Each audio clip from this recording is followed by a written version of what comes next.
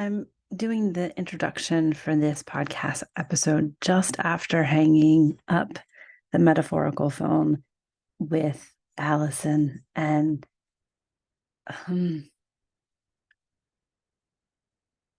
Nappi, in her bio, is a blogger and an author of The Enchanting Wildness Deck Oracle and Five Signs, a burning light to guide free-spirited women, witches, and empaths through life of challenges. She crafts stories that delve into realms while guiding readers towards self-discovery.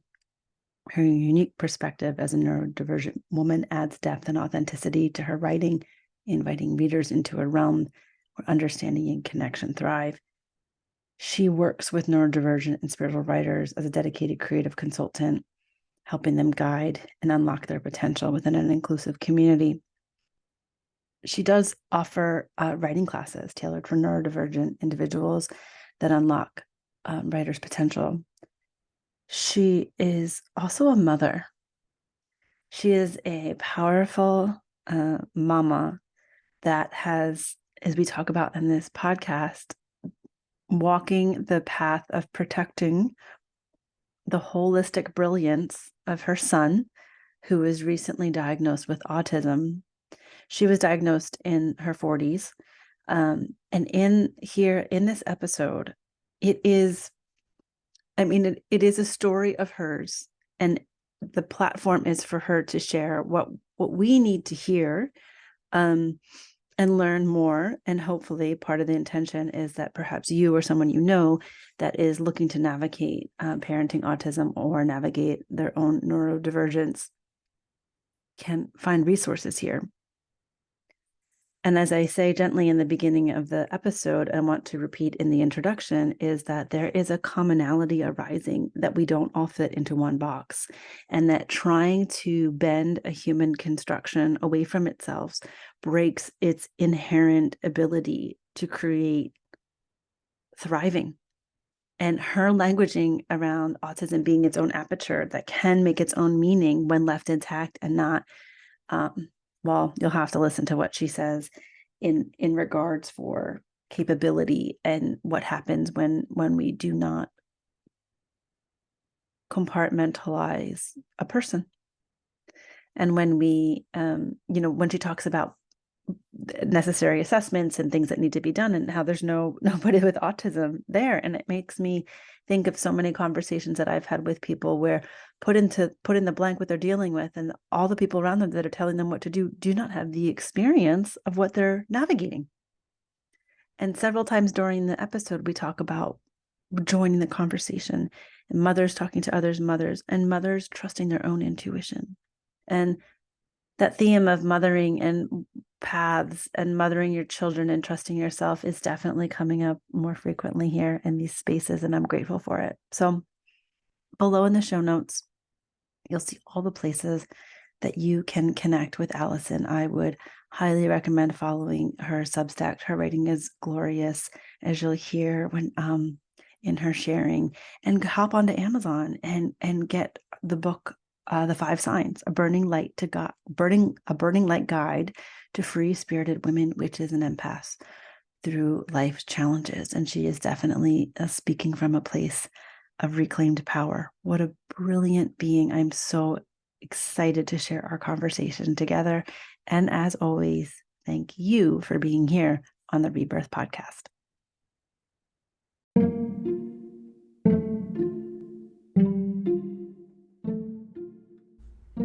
Did you know Rebirth is also a book? You can order it online or at any of your local favorite bookstores.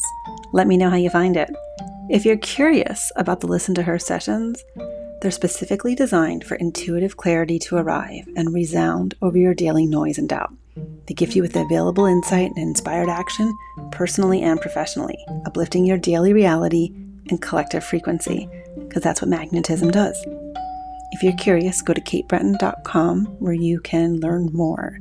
Now let's get back to the episode. The world.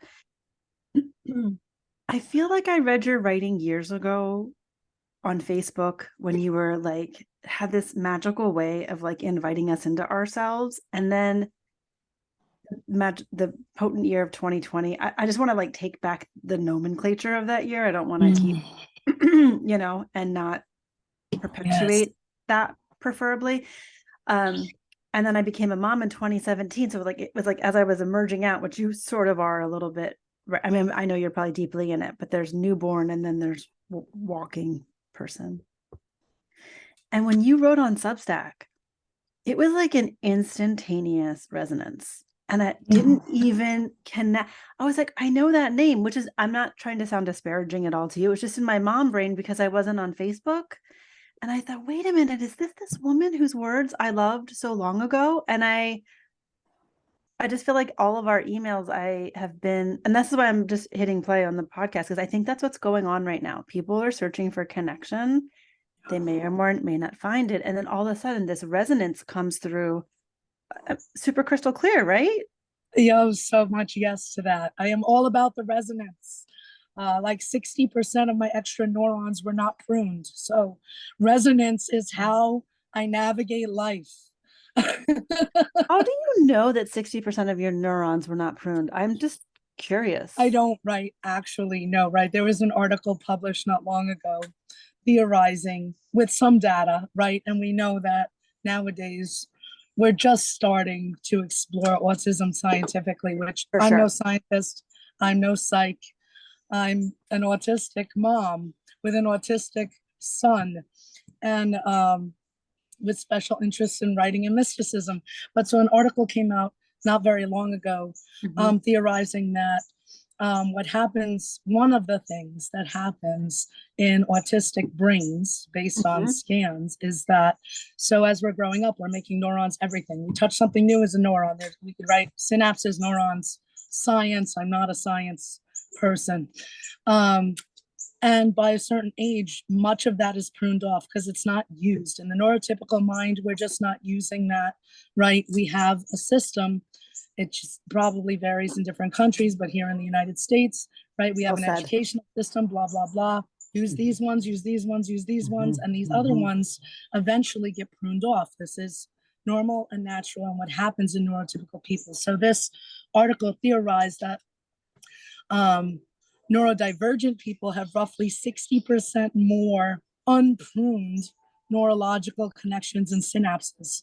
And I went, oh, no wonder where some of us experience this phenomena we call not empathy, but being an empath, right? The noun. No wonder some of us feel like we know stuff that we can't know, and then later find out we were totally right, right? Evidence emerges later. Right. I used to think that this was a great and mysterious magical power that came from the great beyond.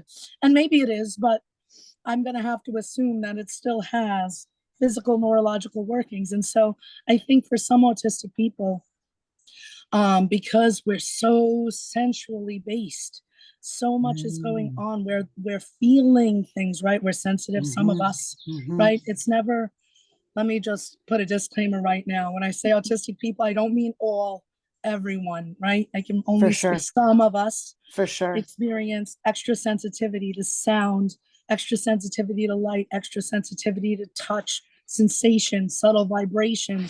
Some of us feel like we can feel what's going on in a room, in a person, in a life, in a body, and are often proven correct later, which is where the mystery really is. Right. We're sensual beings, we're sensation and emotion, and that's an aptitude, right? We're being shown that, we're being told like this is crippling, and it can be, if an aptitude is not developed, it can become a crippling thing. But when an aptitude gets developed, right, then we start to see, right, the intelligence within the system of the neurotype called autism. And it has a lot of variations, and it's fascinating and exciting and thrilling. And this is not to glitter wash autism. Autistic people suffer, right? It's a spectrum. Some people need much more support than other people, right? Tragedies happen. I am not discounting any of that. But there are lots of people really focused on deficits in autism, autism spectrum disorder, ADHD, and neurodivergence. And for me, since there's lots of people focusing on that who are way better qualified, I am focusing on the shine, on the aptitude, on the places where we experience the world differently. Why shouldn't it be magical? Why is that Right.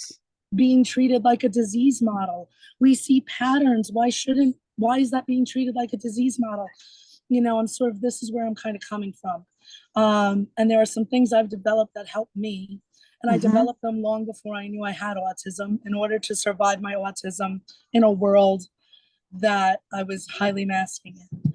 So I'm so grateful to be on this beautiful podcast. I mean, what an honor and a privilege it is to finally be here and have the chance to talk about this with somebody. Thank you. Oh, you're welcome.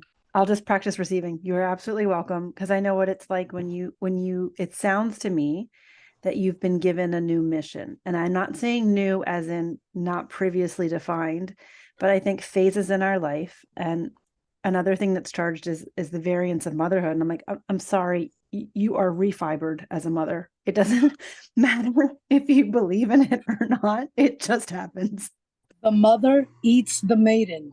That's the paradigm. We have myths about the father eating the children like Kronos, right? I don't, to my knowledge, the mysticism and mythology is a special interest. To my knowledge, right? There's an old Slavic witch who eats demon children named Baba Yaga, but we don't have a mother ate the maiden so she can be like reintegrated and rebirthed into the power of womanhood, right? But that's probably for a completely different conversation. I'm It very is, passionate, but excited. it's integral because it's compartmentalization, right? So what you're saying about autism, somebody could say, well, you can't say that because that's not my experience, but that's not the purpose of this podcast. This podcast is about women sharing their experience because as creatives, which I believe we all are, Oh, um, yeah. the specificity of your experience allows the aha moment for someone else's that may not even be correlative, but somehow is resonant in human experience. And if we continue to have to expand all of our language as writers and not pick the best purple hue shade descriptor, then you really can't feel the message. So I would love for us in this disclaimer, and I'm going to respectfully, I know sometimes I get excited, and I'm going to put this out because I feel like you're someone that I don't really know you, but I feel very comfortable being honest with you, right?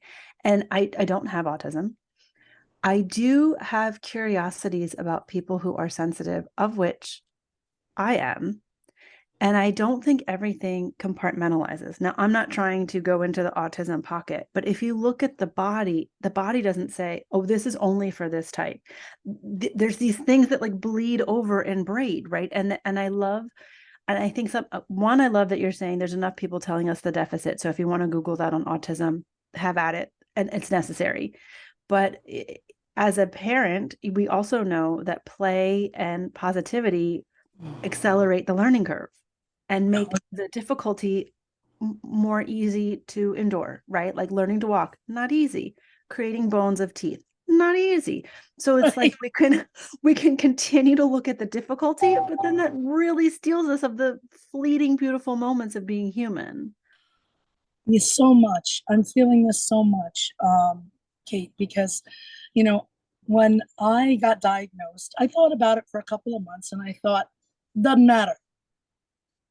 I got diagnosed because, of course, I self diagnosed first. Then I went to somebody who had a degree and I said, But am I right? And she said, yeah. Right. for the listener, when were you diagnosed?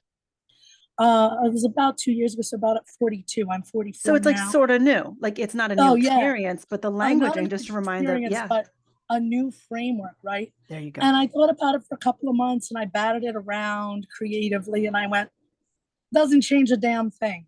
Onwards. And at that point, my kid was a year and a half old or so. Now he's 3.5. And, and he seemed perfectly normal to me. Yeah. Right. Sometimes he Mhm. wanted it quiet. Sometimes he like needed to move around a lot. He was learning. I was like, he's a little baby doing little baby things. He's a little toddler doing little toddler things. And I was just full of pride and joy. And then we got our first referral for a diagnosis. And I was furious. I said, I was so angry about this. And I'm talking not just to neurodivergents who don't know yet or who are about to find out or recently found out, but to neurotypical parents, right?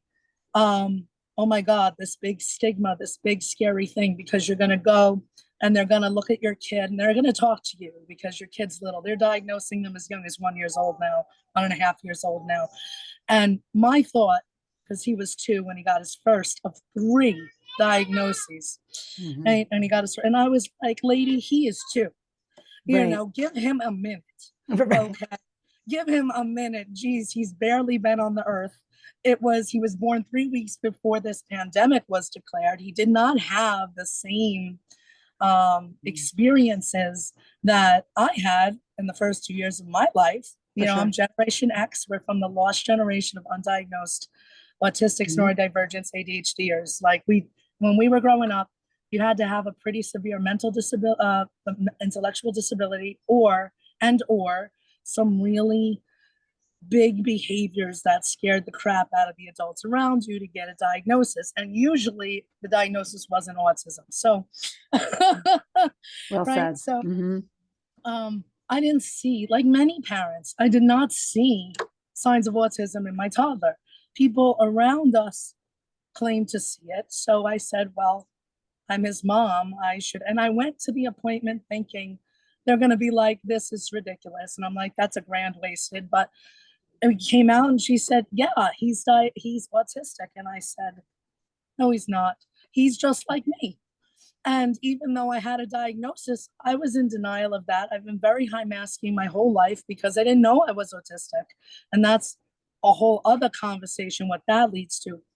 I'm just going to touch on that in a couple of places here if we have the time, because it's important, I think, for people to understand what the consequences of that can be. But, right. So I had him assessed 3 times before I was like, fine, all right, all right. He's autistic. I've been diagnosed autistic, and I went to all these psychologists, assessors, therapists, educators, and I watched them take my son, my beautiful, most holy creation, not my personal creation, right? But like truly the greatest, most amazing thing that ever happened to me, that ever emerged from my creative, sensual life. And I watched a parade of psychologists, assessors, therapists, educators break him down from the empathic, happy, athletic, intelligent little baby boy he is into clusters of so-called behaviors and characteristics that they could put on a graph, right? Tick, Not a tick person now, boxes, right? No, no, he's now a not a paper, person. Yeah. right? Yeah. Which of course they have to do to get funding to continue this this disease model of diagnosing and getting services for autistic children. Mm-hmm. This sent me into a 6-month spiral of terror, anger, fear, despair. I grieved for the life I might have had. I grieved for the life I'm afraid he won't have. It broke my heart.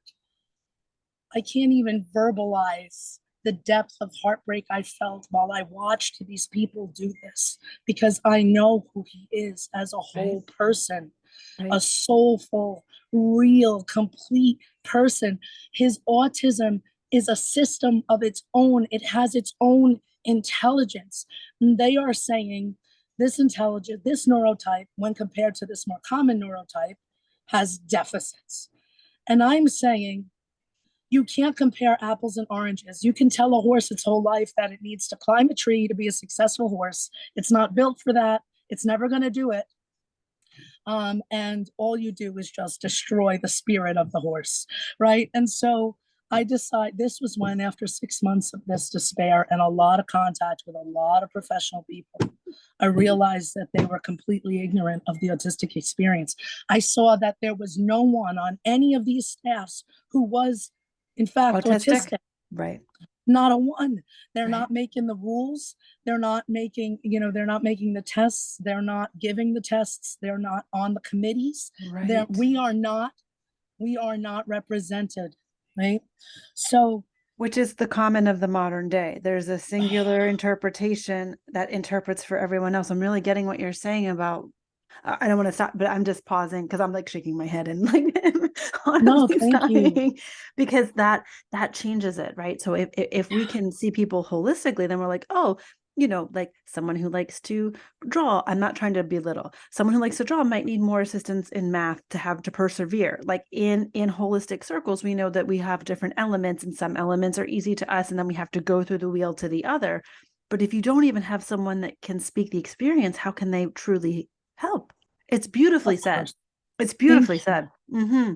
It's not only that, right? It doesn't matter what kind of neurotype you are. We all have aptitudes and we all have stuff that's just really not our thing, That's right? that's that's what I mean by the elements. It's just we, being human. Like we we don't all yeah, excel you at know, everything, nor are we there was designed to. there was a Sorry. saying when I was growing up. No, please never apologize. There's a saying when I was growing up, excuse me for living, we used to say. Excuse me for living, you know.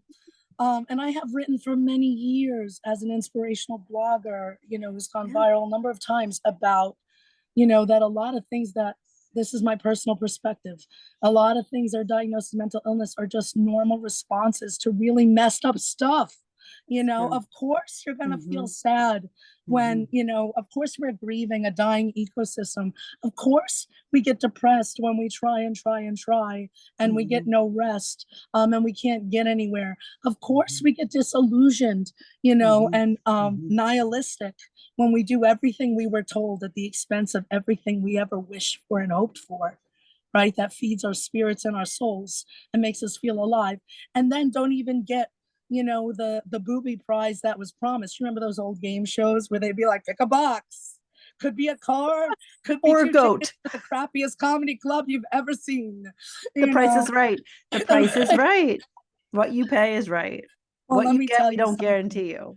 In my point of view, the price is not right That's right. at this time for autistic people, not adults and not children. And so once I realized that nobody involved in this treatment of autism, right now, treatment cures, right? This is all a disease model. Autism is not a disease. I cannot stress this enough. This was the affirmation that got me through those 6 months of despair. Autism's not a disease. I thought, you're so lucky to have such a healthy kid. Oh my God. All it is autism. You have that. His body's That's healthy, he's beautiful. smart, he's this, he's that, he's got all these things going for him, right? Right. I realize they don't want a new model of understanding because, and there's a reason for that, and that reason's rooted in capitalism. And we're not going to get into that because I'm not an economist, but it doesn't take a genius to figure it out, It does not take right? a There's a genius. dinosaur system, there's a Mm-hmm. grandfathered in system of Mm-hmm. pathology, Mm-hmm. right? But if it's not a disease, then there's nothing to cure. And so, Just you like know, we, pregnancy is still listed as a disease. oh my goodness, I gave birth to my baby boy in my apartment with a midwife. Oh yeah, baby, we did it right from the get go. I mean, there was none of this. Good for Right. So you. I realized they have no interest, though, at all No, in a they new don't. model. They don't want to understand, or they're not allowed to know they understand, or they're not allowed to share the research of understanding that's out there. You're not allowed to understand and don't want to understand that autism is a neurological system with its own intelligence. It has rules and laws, just like neurotypicals. And when you force an autistic child or adult or neurodivergent or ADHD or ADHD/autistic person, right, to try to learn things the neurotypical way, you're gonna have problems Yep. because it's like putting Apple software on an IBM computer. You can't do it. You It can't. creates viruses, it creates mazes in the system where it would naturally adapt in its own intelligence if it was not interfered with, right? The autistic person figures out how they function. They figure out how they engage and interact with the world. And if that was not interfered with, right, I believe that neurodivergent people would have a much easier time, in my experience, because of being undiagnosed but having behavior problems, among many other things as a kid, right? I got behavioral therapy and all of that stuff. As you can see, it backfired terribly. So, for me, like, right, I mean, because you can't teach a fish to climb a tree. It's just not going to happen. You can't make a unicorn be a cow. It doesn't work. And when there's a failure at that, right, there's a blame placed on the autistic person. When there's a success at that, the autistic person very often grows up to have actually genuine mental health problems. Of course they do. They're working through a maze of neurotypical implants of ideas and systems. And by the time they get halfway through, they're so exhausted that their own intelligent straight line model, that works within the autistic system for the autistic person, it's being blocked. Right. And so a I lot of find the this, people, yeah, I'm sorry. I find this metaphor fascinating because I feel like there are parents that are schooling their children differently on the same supposition that my child doesn't meet this educational model, but they do have the intelligence and do need the discipline. And then you have the holistic healing model that people say, do not corrupt the basic intelligence of the body and the body will find a way. And you are brilliantly putting autism in. No, it is no different. You feel like your child needs a different educational system. You put your child in a different educational system to learn and teach the child, right? Like, because some people might be like, well, you have to. I'm like, well, okay, but then you're discounting that there's a natural curious intelligence, and any child that is given an environment to thrive will show you their natural curious intelligence. My son is 5. He turned to me this summer and he goes, Mom, I can't read. I said, I know. He's like, leaned in closely, like, okay, you do know? I'm like, yeah, but if you're ready, we'll start teaching. Do you know what I mean? Like, I waited for a curious impetus before we went in. And I know that's not the same thing, but I feel like the reader who doesn't have autism might have a brain inspiration that maybe you had to advocate for something else about yourself that is normal, air quotes, and someone else told you that it wasn't. And so then somewhere in your midlife, you find out from some healing session that you were normal for 20 years and you didn't have to take that on. And so what I'm hearing in your voice is this, I'll use the word empath, not in the way that with your writing, mama, who's had, see, this is where I think it's brilliant right now for mothers too, is battles you didn't know you were being prepared for. Retrospect in mysticism is extraordinary. It's almost as extraordinary as presence in the moment. It is extraordinary. I have so many stories that we don't have time for today, but oh my goodness. Yeah, Keep going wherever you're taking us. We're there for you. Keep going. Autism is a diagnosis that's created by neurotypical people who hold diagnostic power, right? So is everything else in the DSM-5 or whatever version they're up to now. I've also written about this and not specific to autism many years ago, started, when I first started putting my writing out into the world, right? And because this is a disease model of medicine, we are ignoring aptitude instead of developing aptitudes, right? And each family, look, I also am very, very big on each family deciding what's best for themselves. I'm just saying, hey, what you're going to be presented with by any of the places your doctor sends you, the psychiatrist who diagnoses your kid sends you, the centers that they send you, right? You're only going to hear this little pathological piece, and you're going to look at your beautiful, most holy creation, and you're going to go, something doesn't make sense. Something is incorrect or it's incomplete. Right? This is not an argument for school is bad or OT is bad. My kid goes to occupational therapy, speech therapy 2 times a week.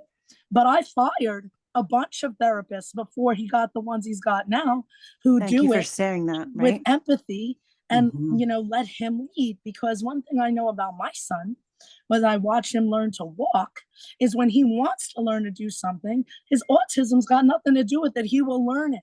He just has to see the advantage to learning it.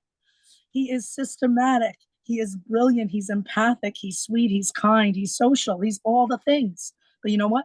He doesn't have conversational speech. Now, for him and me, that's not a problem. Right. Almost at all.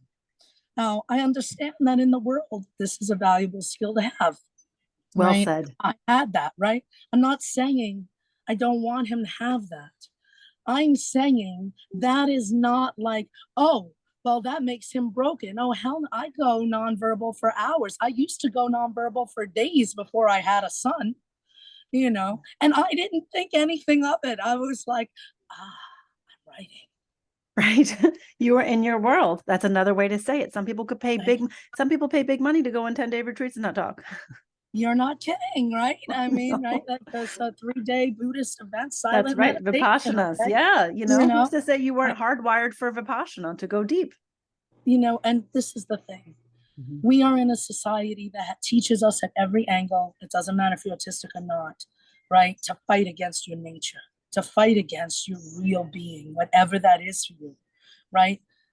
There are so many great people out there. There's David Bedrick. He's famous for unshaming. Right? He's very famous psychologist.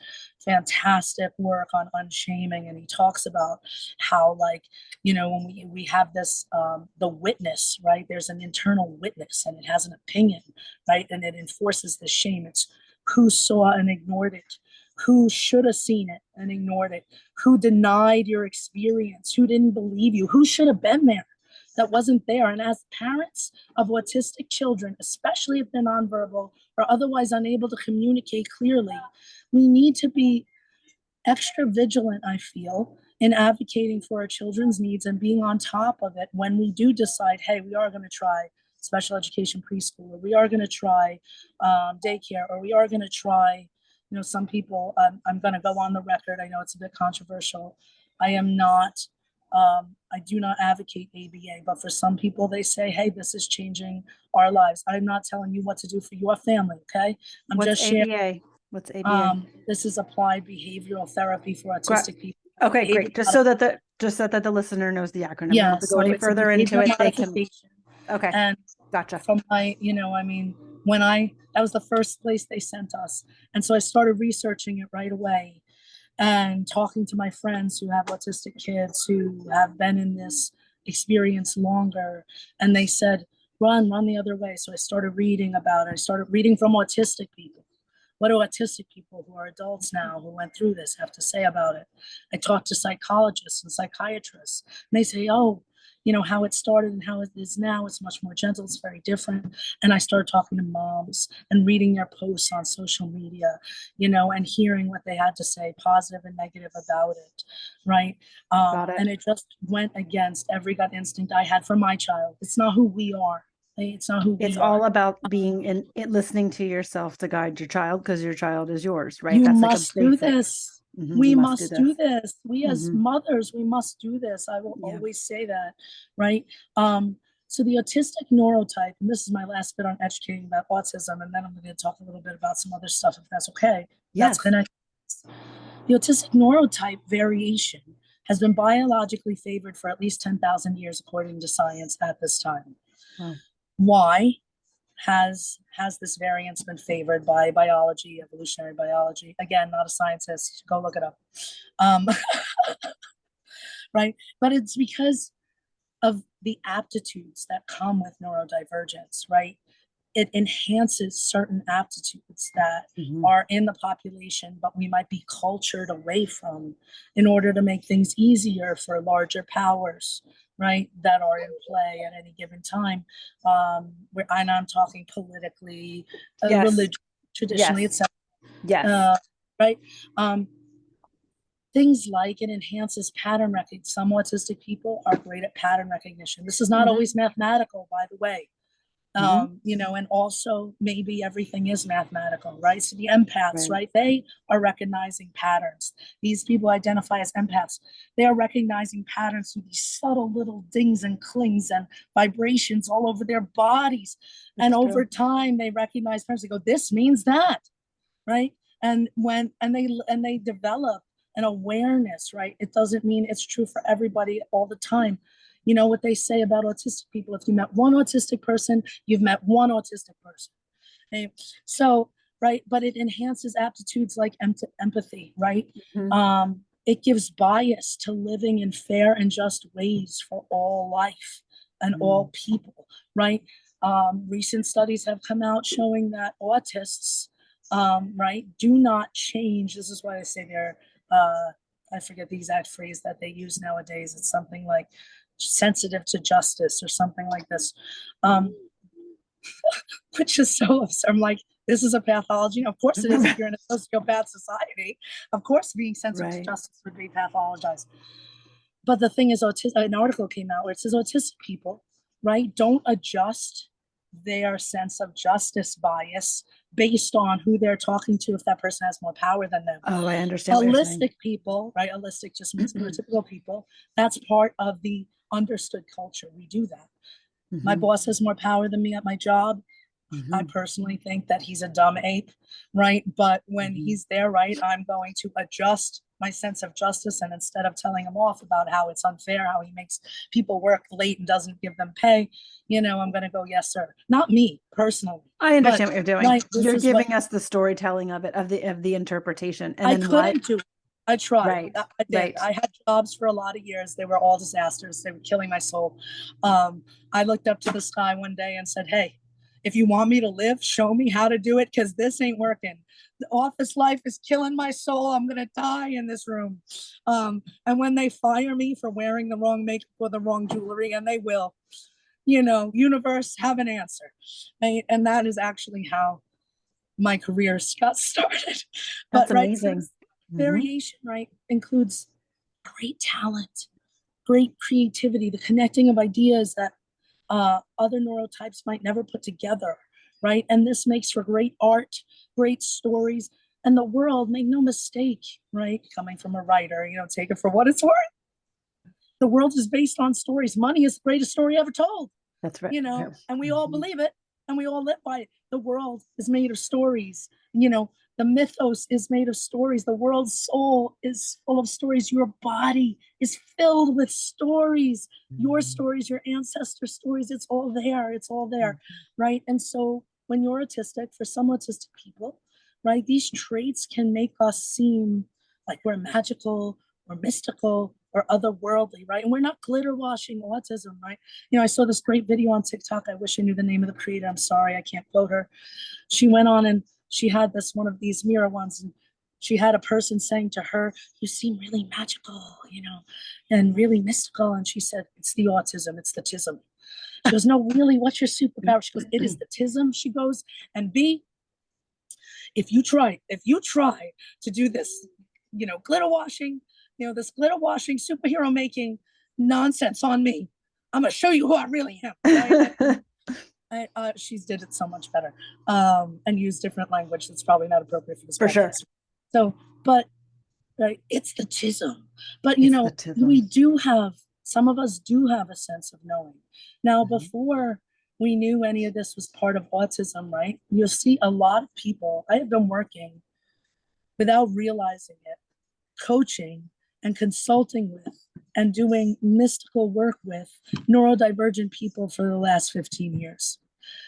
Sure. I could see how that would work, right? Like, right. You know, I was like, this is the creative life. It's just the creative life. Let's do it. Let's go here. Let's go there. Let's figure that out. What if that's real? Let's make it so. Let's see what's going on. You know, what kind of creature are we right now?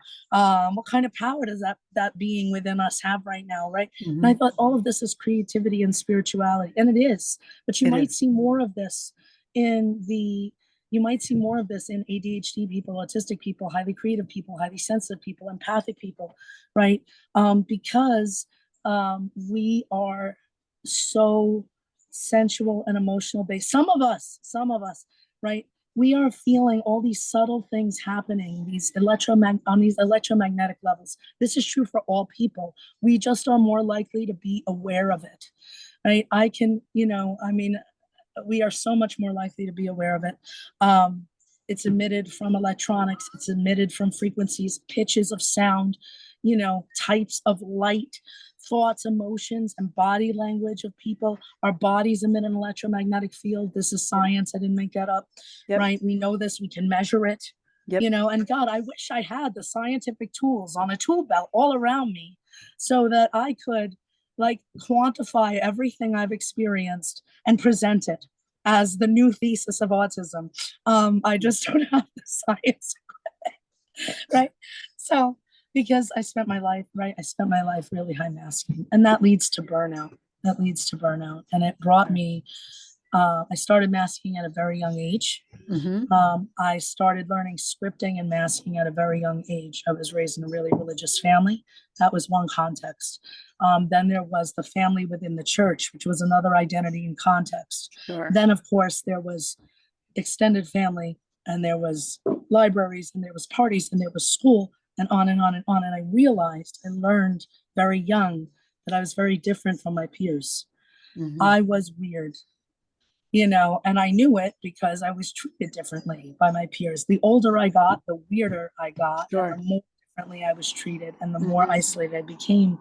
I was put in gifted and talented programs, but given no supports, right? I was, elevated into these advanced classes that had super, much more work involved, right? And by the time I was 12 or 14, I was completely burned out. Not the way neurotypical. It's lopsided though, right? So they skew it towards one without the support of the whole being. That's what I'm hearing. Sure. Yeah. Right. It's like, hey, you're gifted, you're talented, you're capable of more. Here's more work, and then I got right. And this led because I couldn't regulate, right. And I wasn't giving the support of regulation that I needed, not at home, not at school, right. I was bullied at school. I was bullied at home. I was an outsider in the church, but I masked really well. So, because I didn't want to disgrace the family, because that's how it was back then when I was a kid, So I came to understand, to stay safe, I needed to become a shapeshifter. This is my first piece of mythology, right? I needed to be a shapeshifter. I didn't just have to change what I said. I had to change how I looked at people, whether I looked at people, how long I looked at people. I needed to watch my expressions because there were abusive people around me. And if my expression was wrong, I might get hit. I needed to use different kinds of language in different places. I needed to structure my sentences differently in different places, right? As I got older and older, right? By 14 years old, I was burned out. I was removed from school. My parents had me taken out of school. I was getting into fist fights with guys who were throwing things at me. Like I was completely dysregulated and fried. I was oscillating between states of rage and terror. Rage and terror. There was nowhere. And the only space in between was a black hole. And that's where I lived, in an isolated space and there were lots of fragments. There were, feelings of hauntedness, ghosts and demons, and they were all fragments, right? Fragments of these masks I had been putting together, of these voices I was making based on other people's voices who got positive reactions, scripts I was learning and how to adjust them. The constant necessity to feel if there was any instability coming out of anyone, even if they were acting normal, so I could avoid violence, right? This is the trauma model, right? Which is what a lot of my treatment up until I figured out what was going on was in. And I did have trauma. Of course I had trauma. It's an autistic person, with no support, right? So I became profoundly isolated, frequently nonverbal, had huge meltdowns, and developed obsessive and compulsive internal and external behaviors in order to attempt to regulate. But all they did was keep the dysregulation and drill it in harder and harder and harder, right? So after getting some behavioral therapy and other treatments, I learned I better mask better. I learned from that I better hide better. I learned that I better lie better. And I learned how to interpret the sensations in my neurobody, my neurological system, right? That helped me get around people in ways that were useful to me in the world. At least that's what I thought was happening. But the problem was I was masking well enough to get past the gatekeepers. But once I got in the club, man, I didn't know what was going on. Yeah. And this led to many problems. So, by the time I was in my 20s, I just was like, I came to believe I was crazy and worthless and haunted. And I was writing mediocre Bukowskian poetry, going to community college, right? And just, constantly running from this feeling of being filled up inside with not me. I hadn't had the chance to develop a core self. And this is one of my big concerns with, early interventions of certain kinds. Because they're so hell-bent on correcting behaviors, which are nothing more than communications from children who don't have a better way to communicate. I believe that that is disruptive to developing a core self. And that is what holds you up, I believe, in life. Knowing Yes. who you are, You can and navigate. If you can return to trusting. yourself, you can That's navigate. right. Yeah. That's Hmm. right. That's your navigation. So my Hmm. navigation was all like wonky. Yeah. I couldn't tell up Yeah. from down, in from out, real from fake. I had no idea what was going on. My Yeah. life had come to feel otherworldly to me. I lost access to my body's awareness, and I was filled with sensation and emotion. That was all. It wasn't that I wasn't smart. I was smart. Everyone always used to tell me I was smart growing up, but that went away. And all that was left was sensation and emotion and images, mythos, the world soul, the allness and the no thingness of everything all at once, right? Um, it was absolutely maddening, let me tell you. This is not something that I'm like, this is so romantic. It was hell. No, that's Okay. disorienting because you're Um, on an onslaught, right? You're in sure, an I couldn't onslaught. work, right? I Hmm. couldn't maintain relationships. I was isolated. I was impoverished. I started my business that I've been running for over 10 years now with $20 and an essay, by accident. I did Tell not us even just, mean to do it. I know that it's not exactly on target, but could you please tell us what the essay was about and how that happened? Just to give us a little, because Yeah, I think this is important too, I think sure. it's important So too. so I had in my 20s met a sociopath that I didn't recognize to be a sociopath, who recognized me as somebody that would be uh, able to be a really good food source for a really long time. I got into this relationship in my 20s. I had been thrown out of my family. I'd been thrown out of my church. I was alone anyway. And he provoked me. I found him provocative. There's, in fact, in my other newsletter, the Right with Spirit newsletter, I published a chapter on this for the first time. Really fun story. And that I was with that person for 7 years. And he sort of opened this, kind of cracked open the door to this otherworldliness, which I was already like, I remember telling him, I think I'm haunted. And he said, you're not haunted, but then, he showed me all kinds of things utilizing the systems in my body to trigger feelings and images and manipulate those, and it cracked me in different ways and different places. I'm not saying this was a good thing. Again, I'm not romanticizing. No, I can hear what you're saying. I can hear Okay. what you're saying. Hmm. Um, but then he stroked out, and I hadn't finished college yet. At that point, I was in an expensive private college. I was trying to finish. He stroked out in his 50s. I was in my 20s still. I was Hmm. 28. He was Hmm. 50 something, early 50s. Hmm. Stroked Hmm. out, dropped out of college to take care of him. Had a, what I think, I want to say Jeff, somebody calls a nervous breakthrough. I was like, my spiritual awakening started.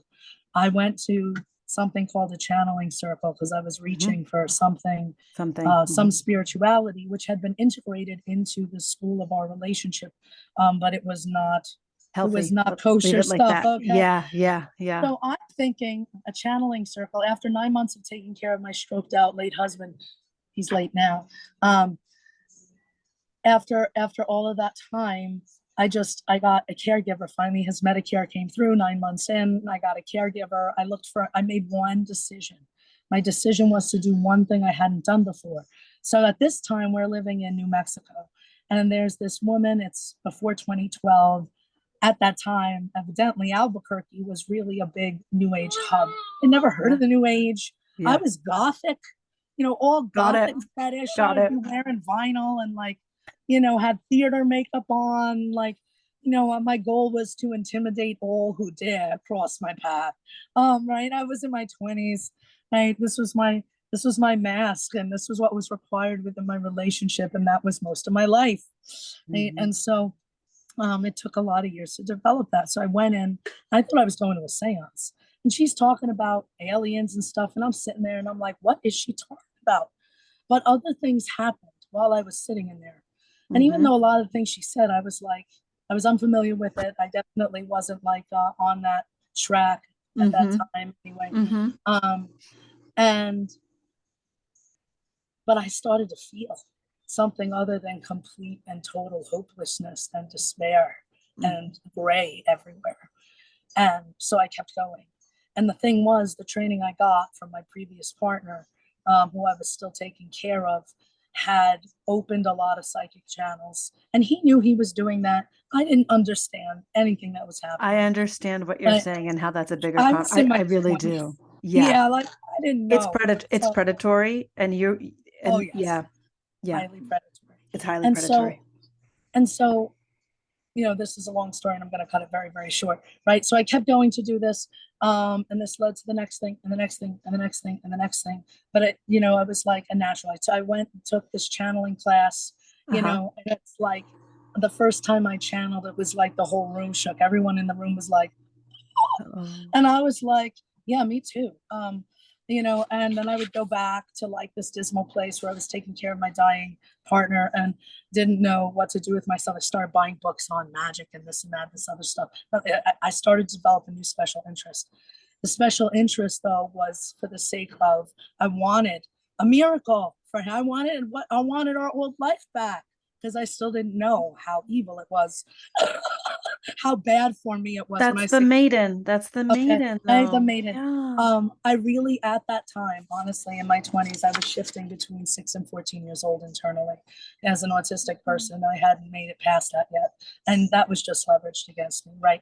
So so many years have passed between that and now, decades.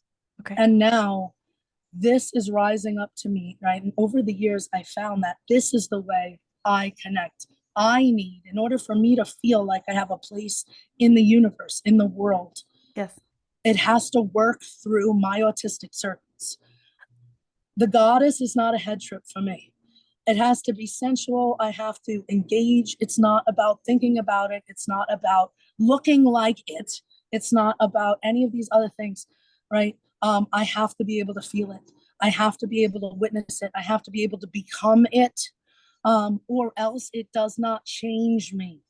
It does not move me. And so, I want to introduce this concept to autistic adults and neurodivergent adults and ADHD adults, whether you identify or not, whether you're self-diagnosed or not, right? You are a sensual being. I mean, the sensuality of drugs, forget about magic as an occult practice for now. That's not what this conversation's about. I mean, we can have that conversation another time. Yeah. The sensuality of dressing a candle, the smell of the oil, right? The focusing of the mind on the flame, on the intention, the hope, the prayer, the wish, the incantation, the poem, right? The invention and the expression, the empowerment, the connection, the weight of a crystal in your hand, the orgasmic colors of the bouquet of flowers on which you dress what you might call an altar, right? I mean, all of these mythology, mysticism, these essential delights of empathy and magic and power. And I believe that some kinds of neurotypes, right, may find, in fact, if this is what you're doing and you don't consider yourself this, you might consider you may be not quite neurotypical. And this is not a bad thing. Maybe that's why you can do what you do. Maybe that's why you can read cards. Maybe that's why you know just how to help somebody. Maybe that's why someone talks to you for 10 minutes and they feel better. Maybe that's why when you lay your hands on somebody, their life shifts. Maybe that's why when you let out a whale, right, the sky cracks open and it starts to rain. Okay, we don't know. I'm not here to give answers as much as I'm here to inspire, not convert, right? And so, the last thing I would like to do is tell you that I have distilled this journey, into a short book called 5 Signs. It is coming out in print. It is on Amazon Kindle right now if you want to give it a read before you buy it in paperback next month. Thank you so much for letting me share this. Right, 5 Signs, a burning light to guide free-spirited women, witches, and empaths through the darkness. Right, and it's a short book that distills decades of experiencing some of life's biggest initiations as an undiagnosed autistic adult. Right, being on the hero's journey, declarations of independence from normalcy, 5 signs your soulmate is a villain, 5 lies you were told about grief, right? And how to let your record stand. Okay. And so I really hope that you will support this autistic artist, right? Doing what she can to take care of her autistic life and her autistic son. It's a beautiful book. It's really, really lovely. I think you're going to love it. And you can follow me on Facebook, Alison Nappi Author. And you can subscribe to my Substack, The Mystical Spectrum. Right now, while you are free to donate monthly or yearly, all articles are going out freely to everyone who subscribes. There's over 1,000 people already subscribed on there. Please join the conversation. Please come together. Our kids need us to talk to each other. If we're only talking to doctors, we're going to miss our kids. We're not going to see them. We're going to look right past them. We're going to look right through them.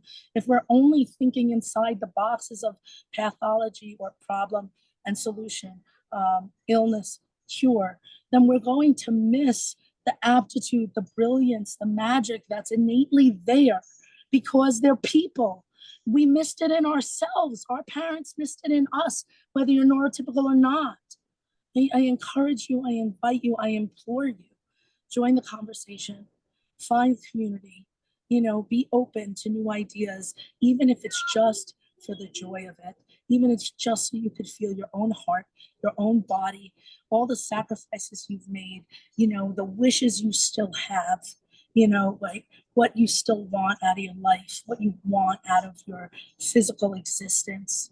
Okay, what do you love? People say autistic people, oh, you're too interested in certain things. You have a special interest, right? It's too much interest in something. I say, if you think you have too much interest, go further.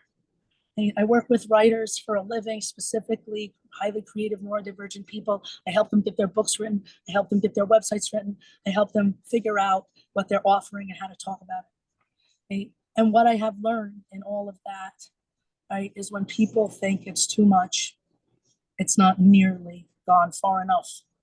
Okay, so don't you believe in the myth of too muchness.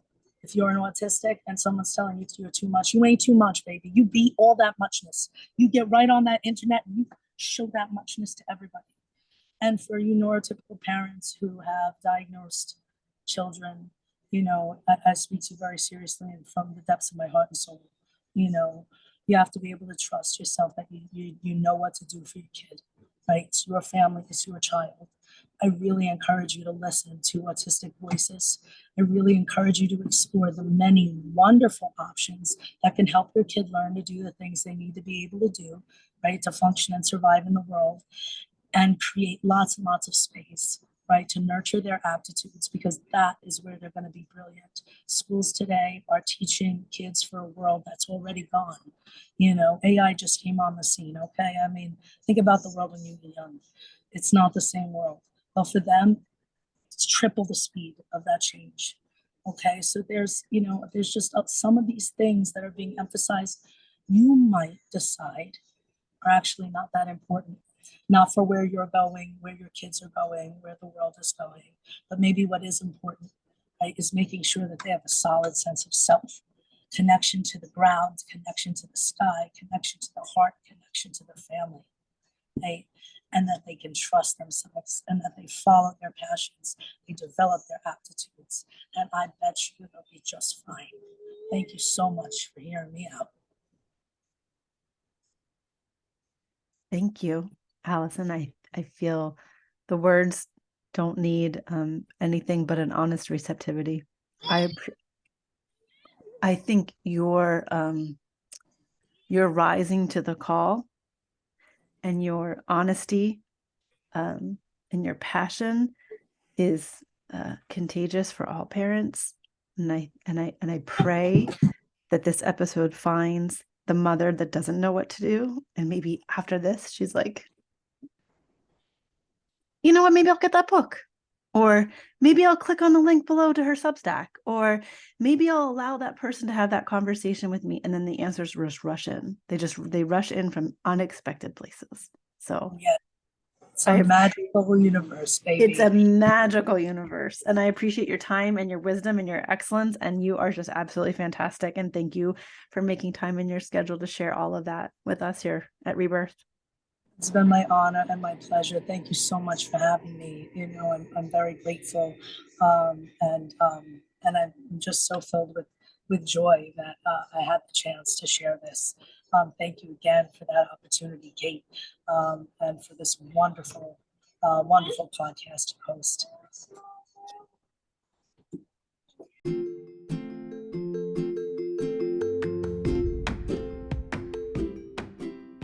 Thank you so much for being here on the Rebirth podcast. Where would we be without you? Do us a favor, share, like, subscribe, and if you're feeling especially generous and you really want this to be the kind of messaging that is all over social media, one of positivity and upliftment, give us a 5-star review wherever you enjoy listening to the Rebirth podcast.